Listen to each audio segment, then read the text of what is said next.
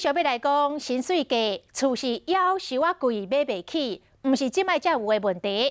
某壳努力运动满30年了，讲20年前到即摆，这个平均诶薪水才增加15%。买厝买袂起诶人是愈来愈多。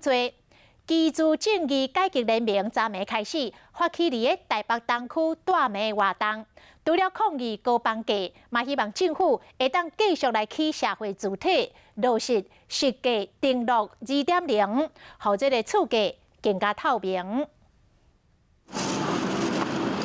昨暝暗6点外，台北市东区出现人济天道。搭伫个中孝东路边啊，因为厝价同款贵松松，民众买袂起。居住正义改革联盟伫东区办过暝活动，抗议高厝价。现在台湾的低薪资、高房价对年轻人所造成最大的压迫，也导致了台湾目前少子化的国安危机。也正是因为这个样子，我们在招募志工的时候，报名的年轻人非常的踊跃。 原来今年是无壳落地运动的30周年，30年前，这阵厝买袂起的民众来到中孝东路，直接就倒落去。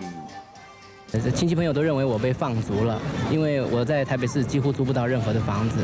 不过30年后，今仔日唔那少年人，有真侪人厝真正买袂起，希望讲透过伫东区过暝活动，和政府重视居住的正义。房价已经被很多的那个比较稍微 N 型化社会顶端那些人炒到已经有点高的状态，然后就我们说实在的压力真的很大。这摆活动为11月初4到11月初8，总共5天。居住正义联盟嘛推出3大诉求，包括完成实价登录2.0，实施囤房税，要起社会主体，验过敢有效，这嘛要等时间来证明。